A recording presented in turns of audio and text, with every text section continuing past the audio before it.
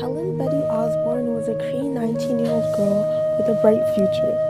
However, her dreams of becoming a teacher would never come to reality due to the tragic event that took place on November 12, 1971. Helen was walking down a street in her hometown of The Pass in North Manitoba when she was abducted by 4 white men, raped, then violently murdered. The investigation was deemed racially biased, careless, and police were said to put minimal effort as it took 15 years to bring only one of the 4 men to justice.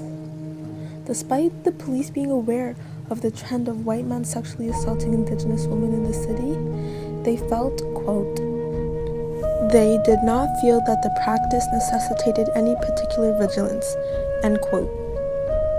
Sadly, Helen's death is disturbingly similar to many other Indigenous girls and women in Canada.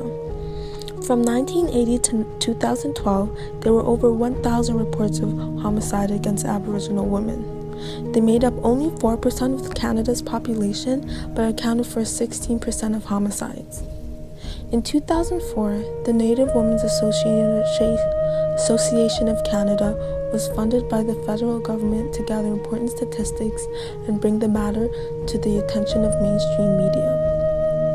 Another report by Amnesty International analyzed factors contributing to the high rates of homicide among Aboriginal women, the most vital factor being racism.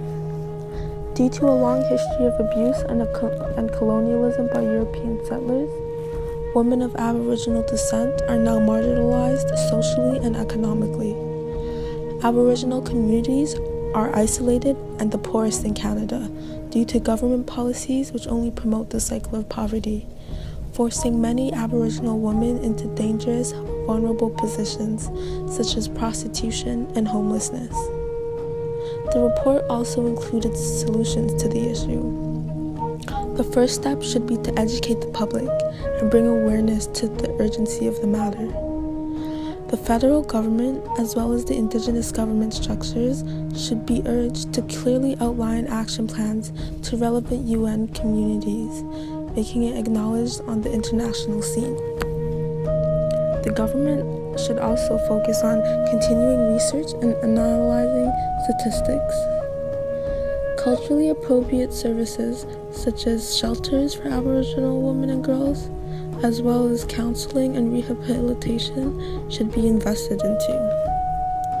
Aboriginal women in Canada are the most vulnerable group of people, and therefore should be focused on to ensure their safety that is so blatantly being abused.